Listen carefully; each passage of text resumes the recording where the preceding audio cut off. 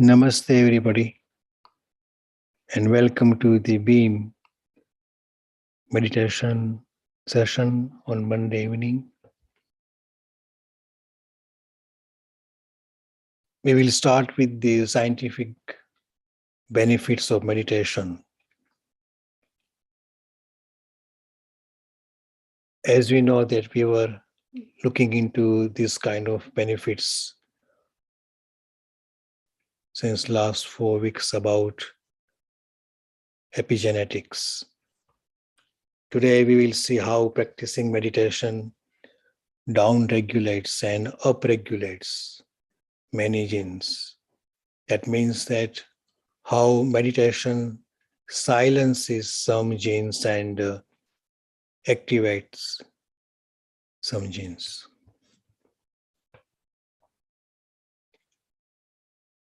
This is our disclaimer.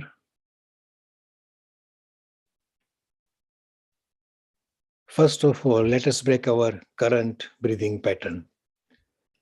As we know that when we break the breathing pattern, those 175 neurons in the Pribotsi complex in our brainstem inform our brain's control center that something has been changed. And this breaks the flow. And then we are ready to either react or to respond to the new situation.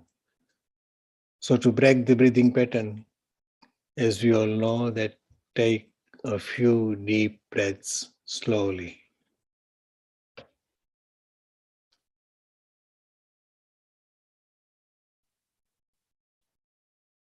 Epigenetics is the study of how our behaviors and environment can cause changes that affect the way our genes work. And unlike genetic changes, epigenetic changes are reversible and do not change our DNA sequence, but they can change how our body reads a DNA sequence.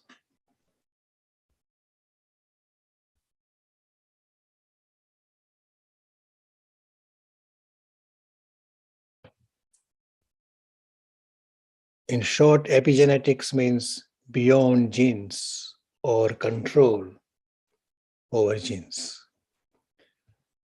Today, we will see the summary of the results of various practices of meditation. There are so many techniques and practices of meditation,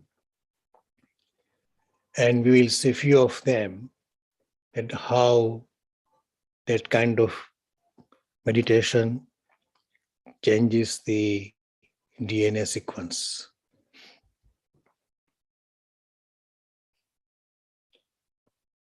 First of all, let us see about mindfulness-based stress reduction, MBSR, which is clinically approved throughout the medical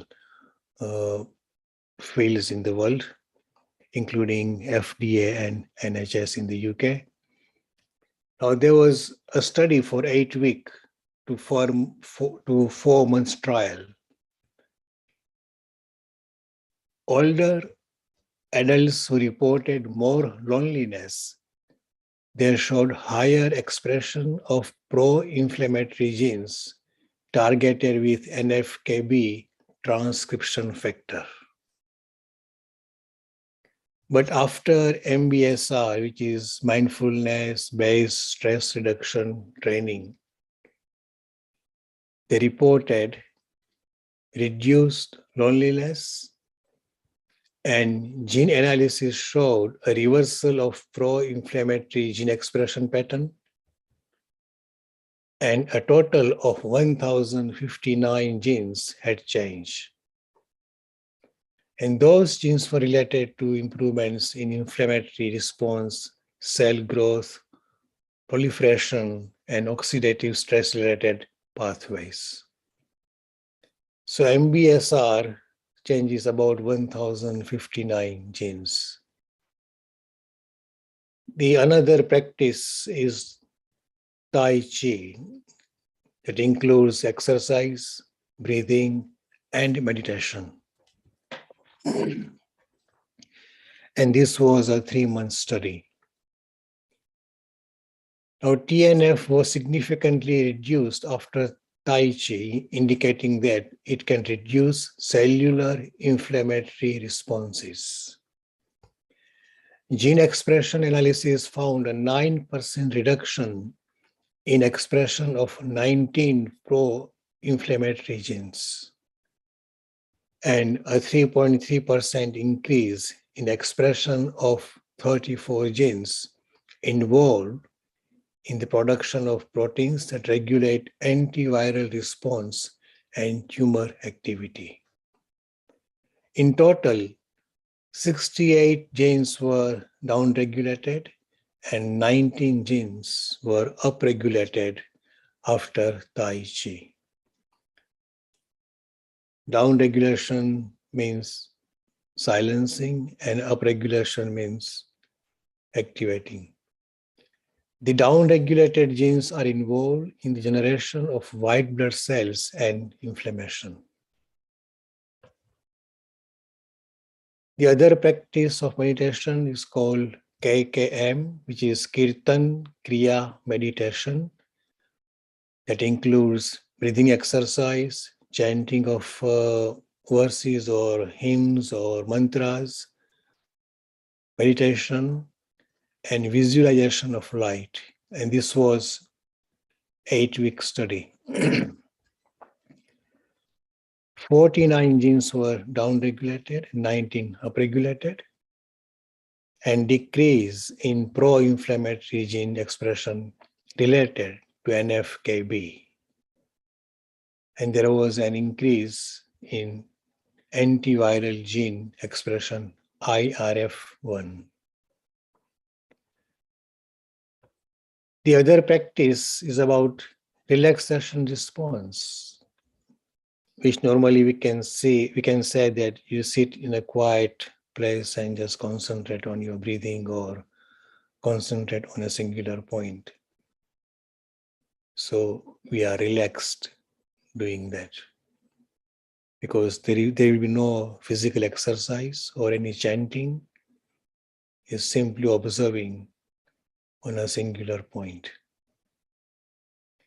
Now, first of all, researchers compared long-term practitioners with age and gender matched controls and found differences in the expression of 2,209 genes. Out of them, 1,275 were upregulated and 934 downregulated.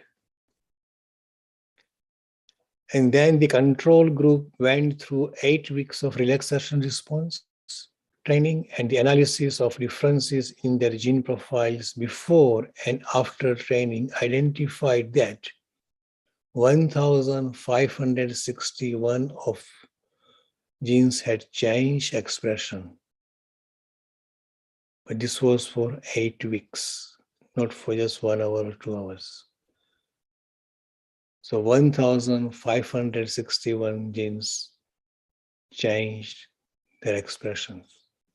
However, there were significant overlaps of differentially expressed genes among all groups. Only 595 of 2,209 genes that were changed in long-term practitioners were unique to this group. So what it means that in the long-term practitioner, meditationer, there are changes in 2,209 genes.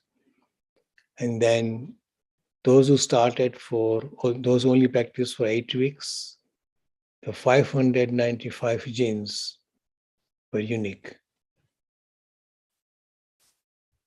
Bioinformatics analysis showed that long-term practitioner presented a down regulation of ubiquitin, a regulatory protein that directs the movement of important proteins in the cell, participates in both the synthesis of new proteins and the destruction of defective proteins.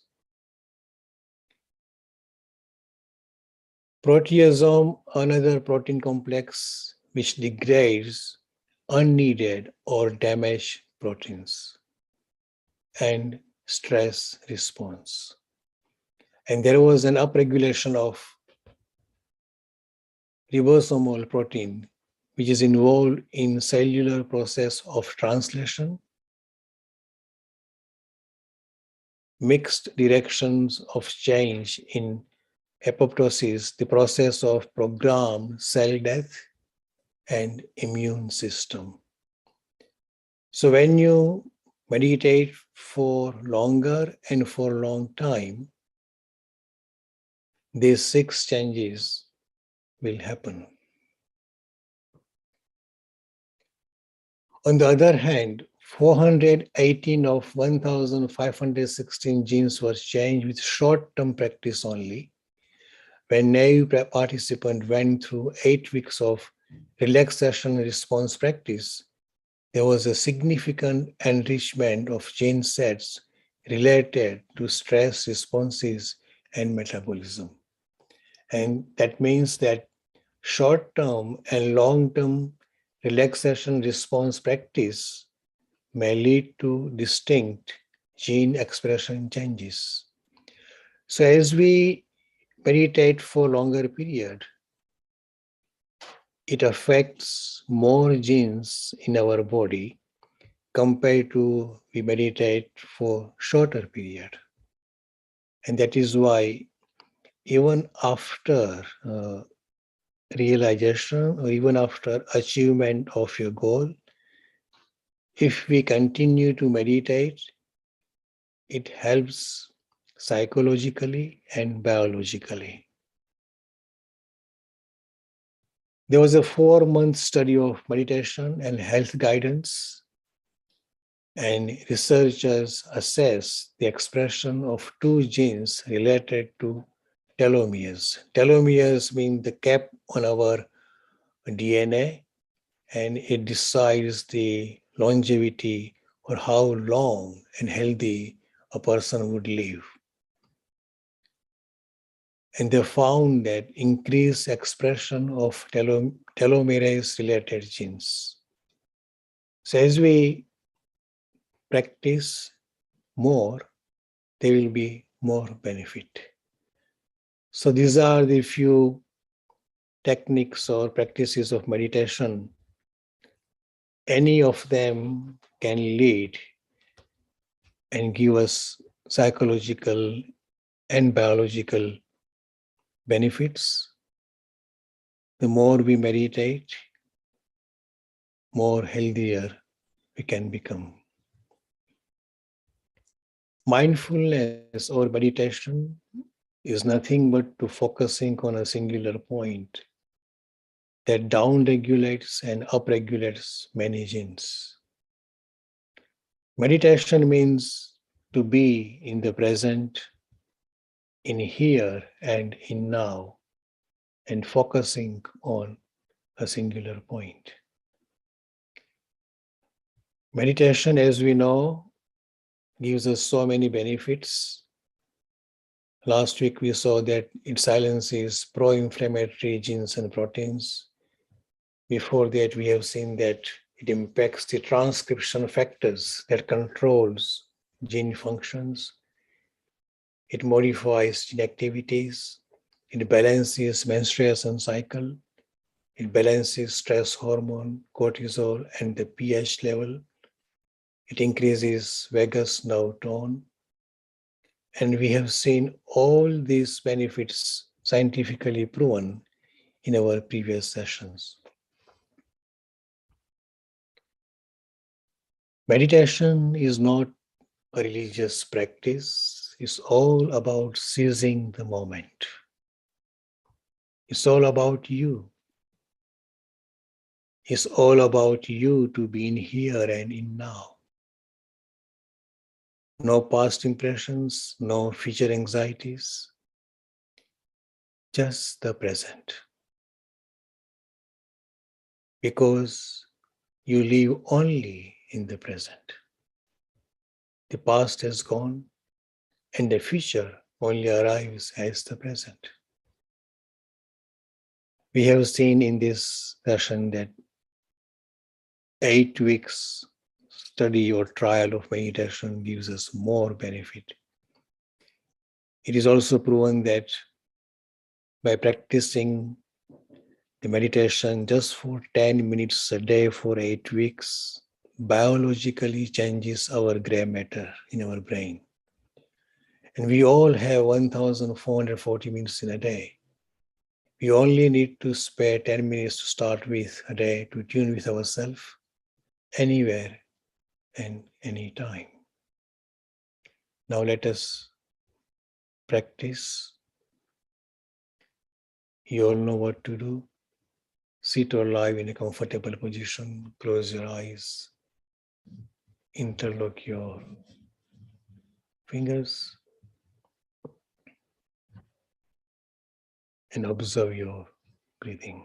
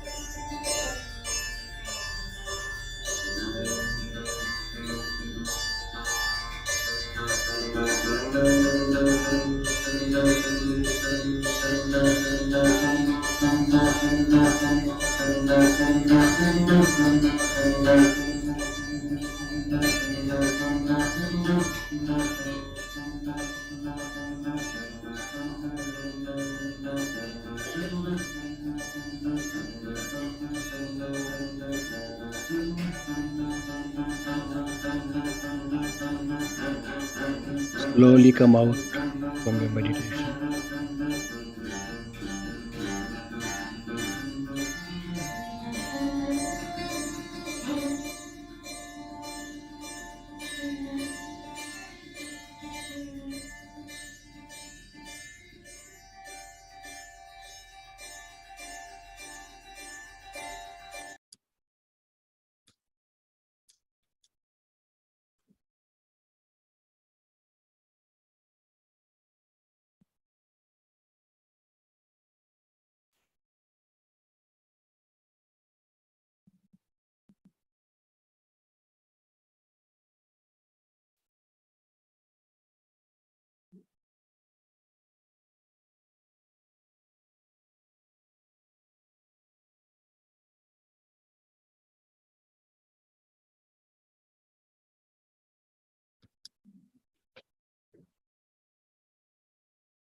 Namaste, everybody.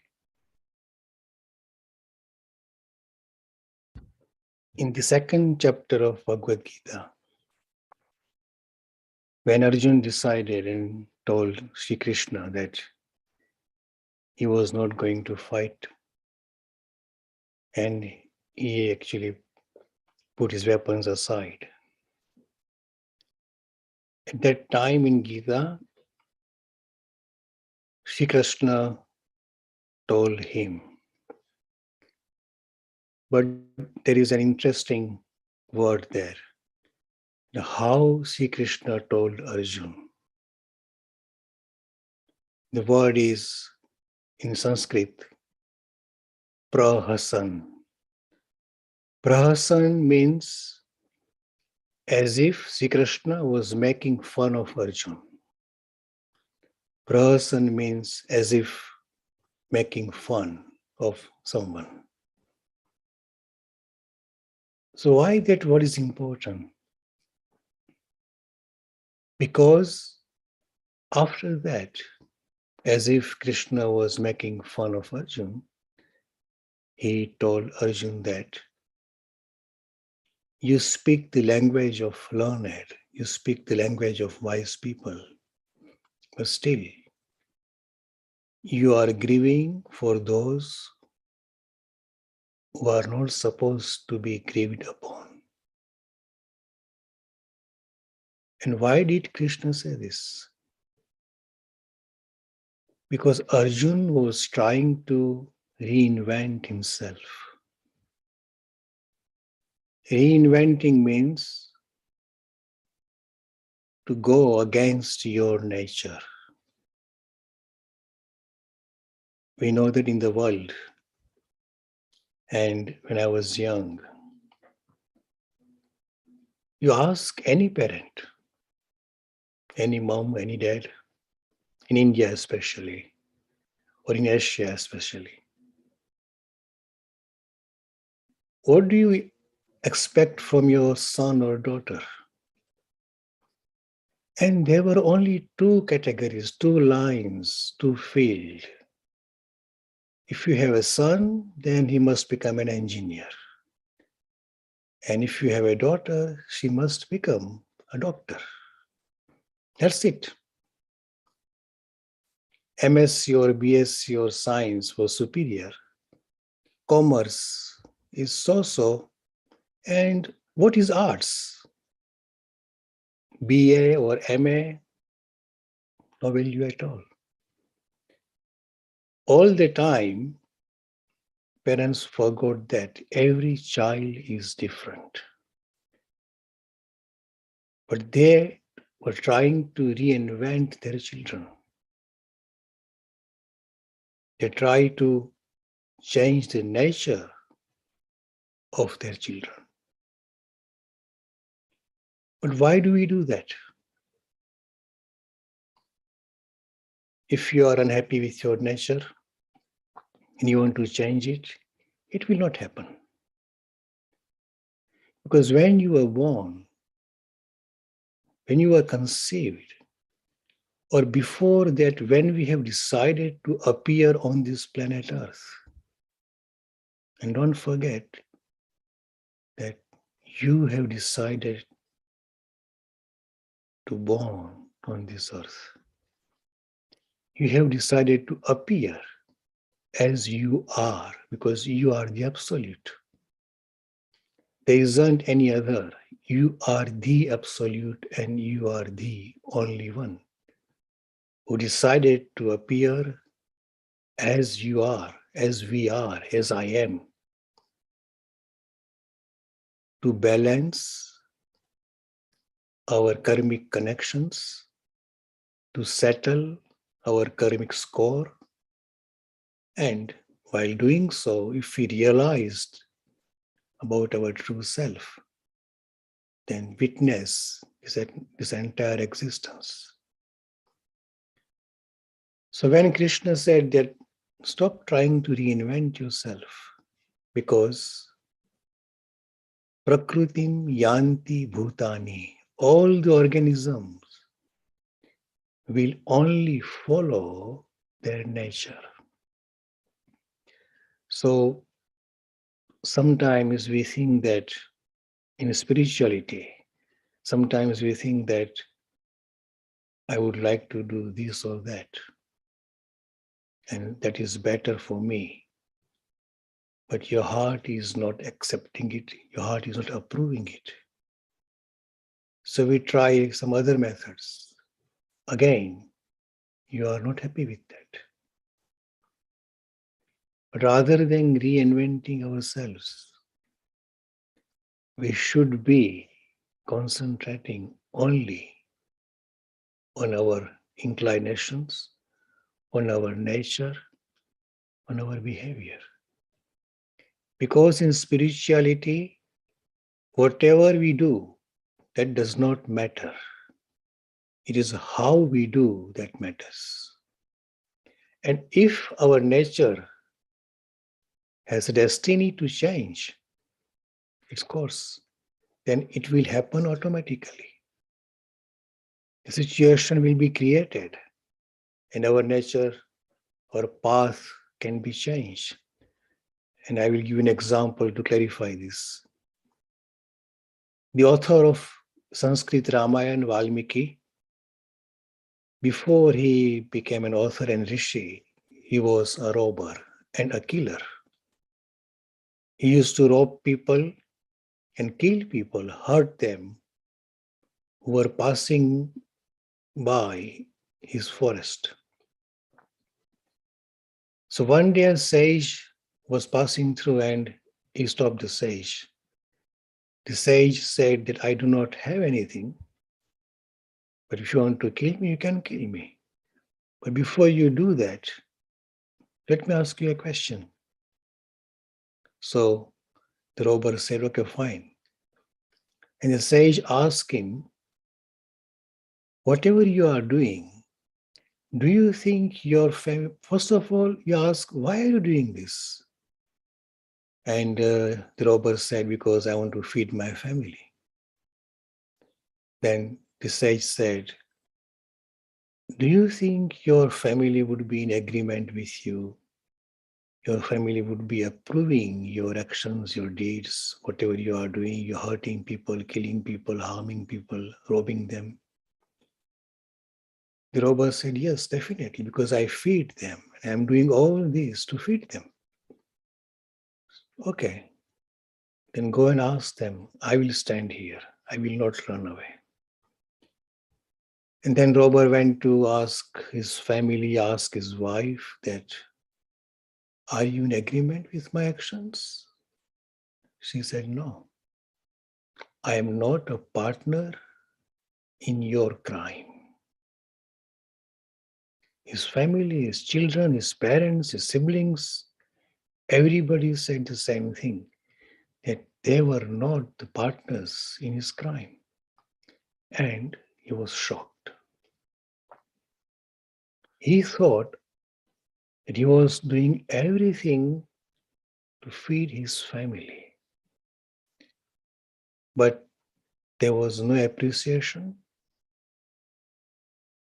Instead, they were not even ready to take any blame on them for his wrongful actions. And that was a shock. And that shock changed his path, changed his nature. If our nature has to be changed, then there will be a situation created. And then our nature would take a different path. But if we try to change our nature, for example, if you like to meditate in a quiet place with music on and without any kind of disturbance, and when you hear about the walking meditation, because you can always meditate while you are walking, talking, sleeping, eating, doing every activities, but you prefer to be seated in a quiet corner. That's fine. You do not try to change your habit. If someone likes to actually meditate while doing all the activities, also fine. But when we try to change our nature, when we try to reinvent ourselves in spirituality, it is unspiritual. And that is why we always say that, we always hear that we can meditate wherever and whenever and whatever we are doing. Every single second can become the meditation. All depends on our nature. In simple terms, just follow our nature. And by following our nature and instilling the meditation in our activities and in our nature, one can be realized. This was today's wisdom sharing. If anyone would like to share their wisdom, please unmute yourself and please do share your wisdom. Thank you.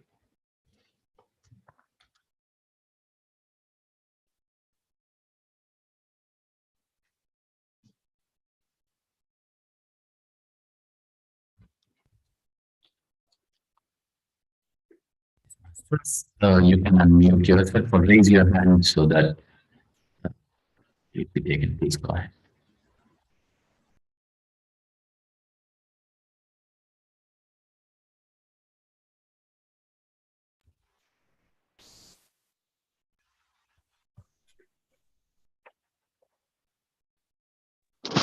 Uh, Hello. Hello. Yeah, namaskar. Uh, I don't know. I am Ridula. I am not sharing my wisdom, but I'm sharing something that I experienced today and a few times before also. When I meditate, it feels as if 2-3 times it happens as if, for the lack of better terms, it feels as if I'm falling off a cliff, or as if I am like somebody's in deep sleep and then you wake somebody. So I have that experience, and it feels as if I've gone into sleep. But when the meditation stops, when you ask, or when you slowly come out of meditation, then I don't feel like sleeping anymore. So when in meditation, why does that happen? As if I'm falling off, or I've gone into sleep and then somebody's waking. But you were not sleeping, were you? No. No. is the quietening of our mind when we meditate on a singular point. Then our mind becomes silent and we lose this sense of time and space because time and space only exists in mind. Mind is motion, and if our mind is stopped, then there is no time and there is no space. But still, our senses are responding to the surroundings.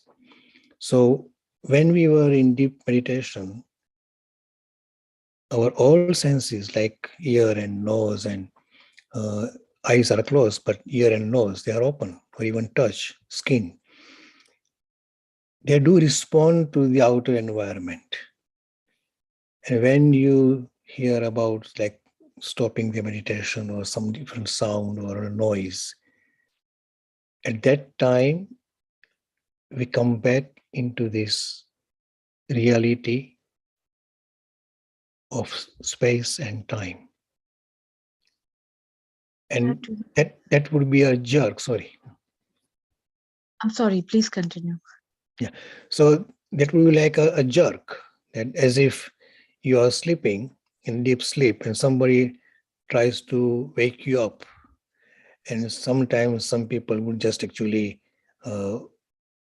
wake up and they would be very much distressed that what happened, what happened? Because they were in deep sleep. Likewise, in meditation, when we are in deep meditation, we do not have any experience of the surrounding, but our senses are still open. And when we hear some loud noise or something, then it gives us a shock or a push, and we come back into the reality of space and time. This is very normal, and it is nothing to be actually concerned about. It always happens, but gradually a time will come then you would go into meditation, in deep meditation, and when you come out from the deep meditation, accidentally or by your own wish, there will be no push or no jerk, and it will happen very fluidly. I think you have very aptly said, because as you said, in meditation there is no sense of time and space, because a few times it has happened, especially in the morning meditation, that you feel as if it was just 5 minutes, but it was for 35 minutes or 40 minutes, and you feel very surprised that it happens. So that you have very aptly said. I have another question. Uh, there are many types of meditation. Like I have been on my own also, sometimes when this morning and evening session I miss, then immediately I after I wake up, I go for some meditation on YouTube music and all. And there it is written for everything that there is a meditation. Should meditation be done for something, or should meditation be done for the sake of it? Like meditation for prosperity, meditation for success, meditation for money, meditation for children, meditation for, I don't know, your body, your uh, many things. So I don't know. I mean, should meditation be done for a cause, or should meditation be done for just for yourself? Those are all marketing techniques and tactics. People would like to commercially benefited by using the word meditation or spirituality or this or that.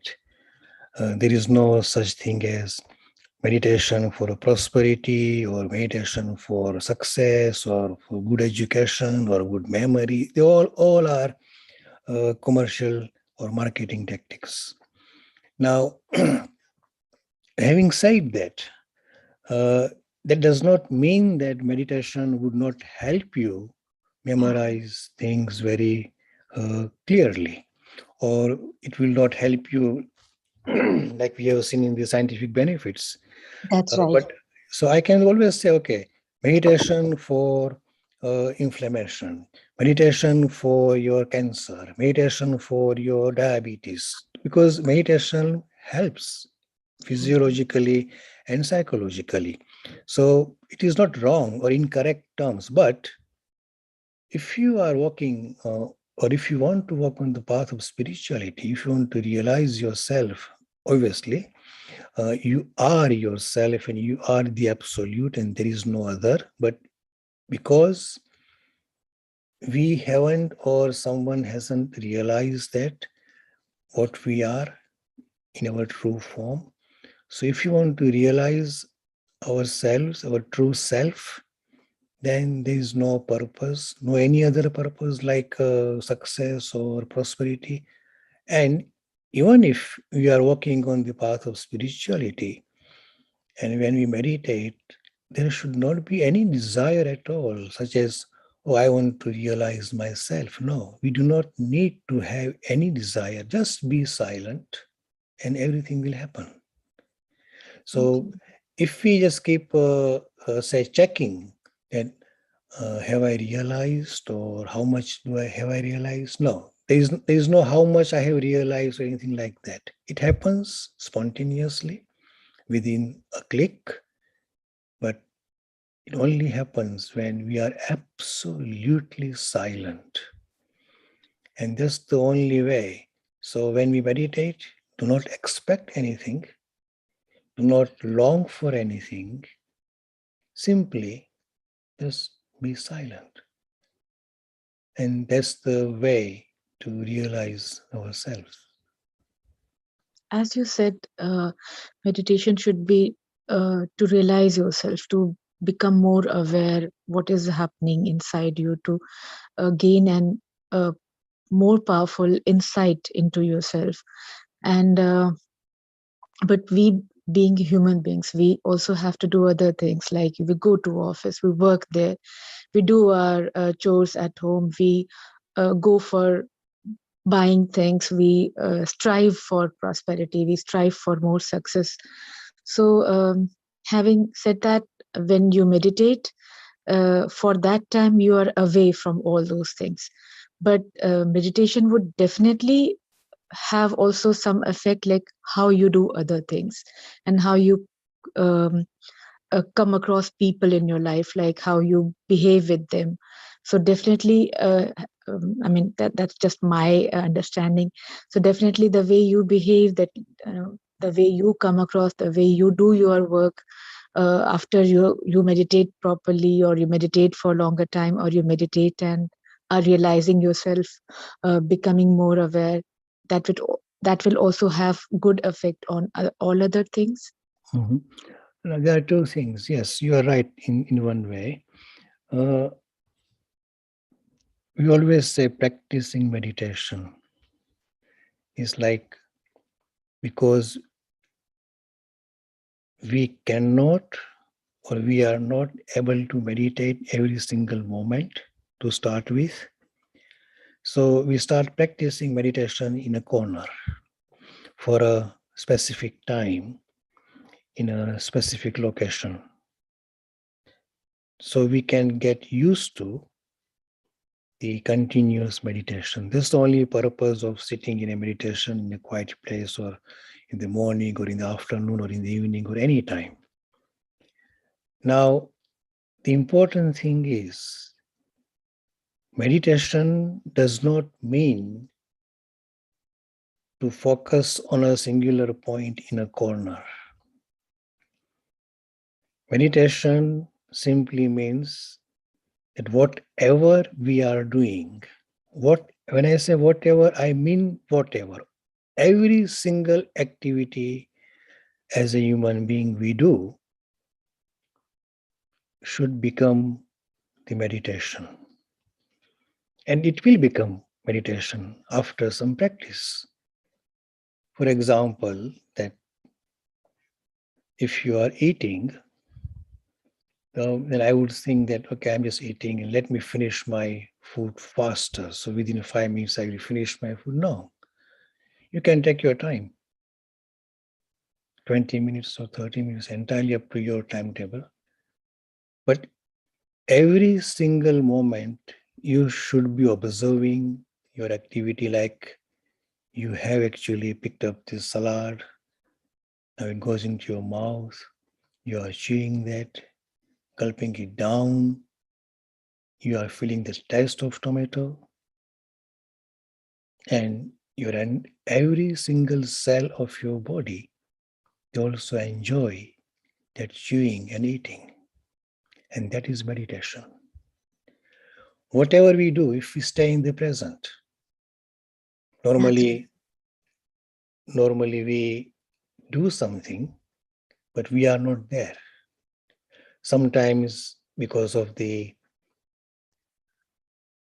culture or the norms or the beliefs or the principles of a society. Society has actually labeled few things good and few things bad. So when we are doing something which society says is not good, then we want to just finish that activity faster, over and done with. But even if you are angry, if you are actually, say, for example, rebuking or scolding your sibling, younger sibling, or your child, people would say that's bad.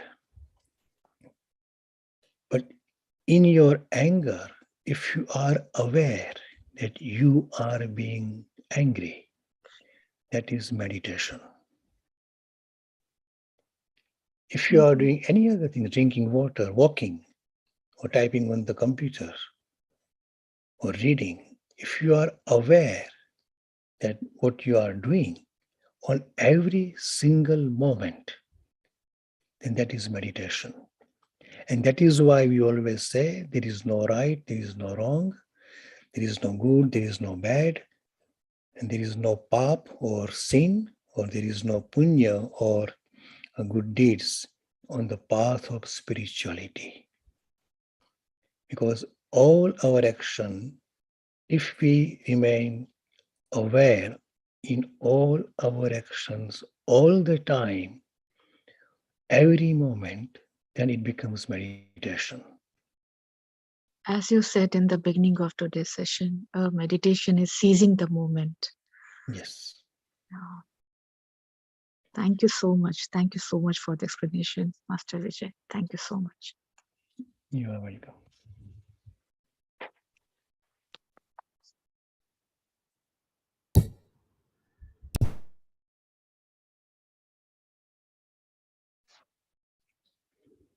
Yes.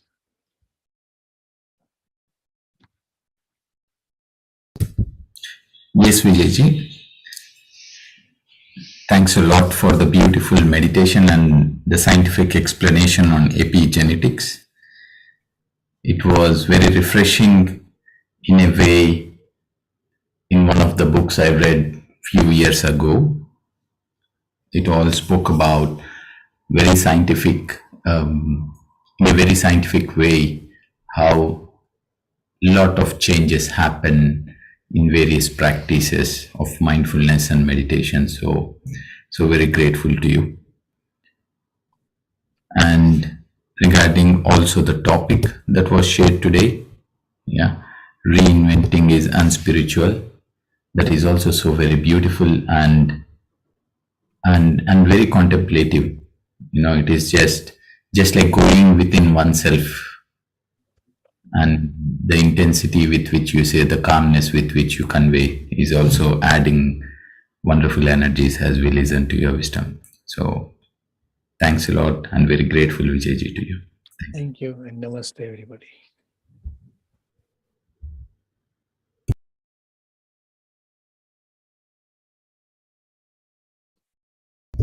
Yes, Vindhyaji, please go ahead. Sorry, yeah, I should have raised before.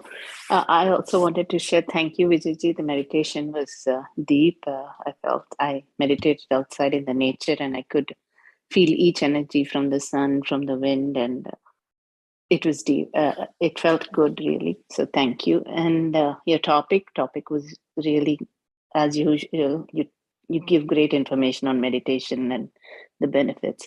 And when you said about reinventing yourself, I was thinking, yes, a true nature, yes, definitely when we get to a true nature. But when we were reading books like, Breaking the Habit of Being You and those kind of things, I think those are named of breaking the habit of the other things that we learned, right? Not the true nature. To get back to the true nature. That's what I was thinking. What do you think about that? You cannot break your true nature.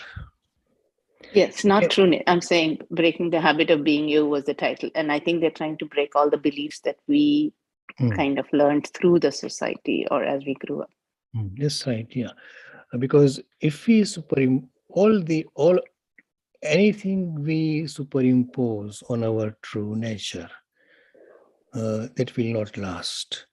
But we actually, the moment we are conceived, there are so many uh, norms and beliefs and principles and do's and don'ts.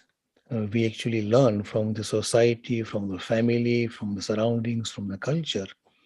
And that actually covers our true nature. So to come out, to break those kind of beliefs or habits, that would be helpful, obviously. And that is Yeah. fine. And we should be doing it anyway. Uh, because first of all, we have to come out from this shell of our society, of our culture. Because what is culture and what is civilization? They are nothing but the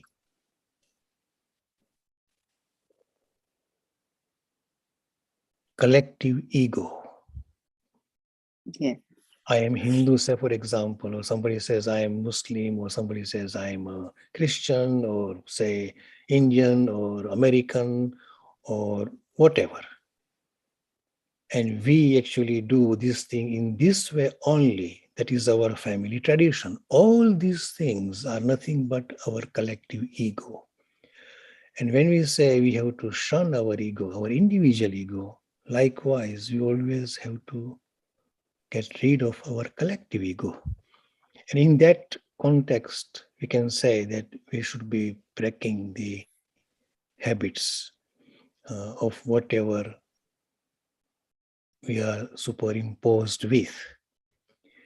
But our true nature will never be covered. And we always have to follow our true nature because that is what we chose before we appear on this earth to settle all the karmic scores and the connections. And if we try to go away from our true nature, even psychological or biological nature, we will not be actually feel at ease because we are superimposing something. All these cultures, traditions, they're also superimposed, but because they were continuously hammered upon us from the moment we were conceived, so we do not see them separately than our true nature. But in fact, they are not our true nature. And we have to break all this cultural clutter. We have to get rid of them to figure out our true nature. But for that, we do not have to sit in a corner and just trying to figure out how many traditions we have to break. No, we just have to go deep within in meditation, and everything will fall out. Whatever is superimposed, whatever is actually plastered upon, will automatically fall out. True. Very well said. Yes, I am slowly realizing that. Thank you, Vijayji.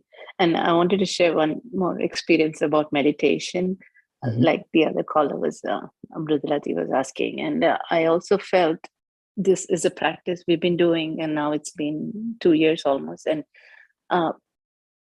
suddenly, like yesterday night, there are a few times that I'm aware, but yesterday night I felt like in the middle, and this was shared yesterday by Sharda ji, also similar experience that she realized that she's different from the body and actual realization, not just the thought. But so yesterday, for some reason I was not like I was having the pain on left side in the ear and the body, but I didn't think of it much. I was just waking up, going to the restroom, coming back 2-3 times, and I didn't feel anything. I was just doing what I wanted to. But suddenly my husband noticed and he asked, "Are you okay?" Until then I was okay. When he asked me after that, slowly, suddenly I realized, and the pain started coming back.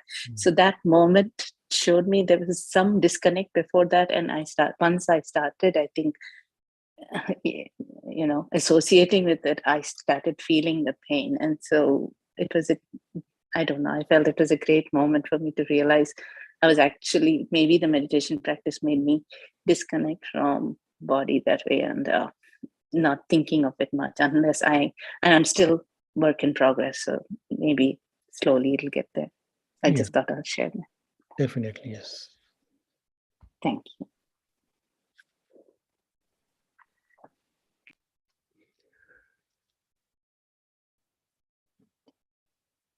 Rameshji, shall we conclude? Yes, Vijayji. So thanks everyone. Wonderful sharings and wonderful energy being in this togetherness, learning so many things as we listen and practice. So thanks a lot for this wonderful Monday session, Vijayji. And thanks friends for joining. So we meet back tomorrow morning at 6 a.m. And also kindly note that every day evening, India time 9:30 p.m. to 12:30 p.m. or Germany time 6 to 9 p.m. Our master Madhumita from Delhi and team, they are doing a 3-hour meditation. I think the Zoom link is posted on our groups. It will be again posted. So if anyone would like to join their meditation session as well, you are free to join and connect to those wonderful energies as well. Yeah. So thank you. Thanks everyone again. Namaste. Thank you. Namaste.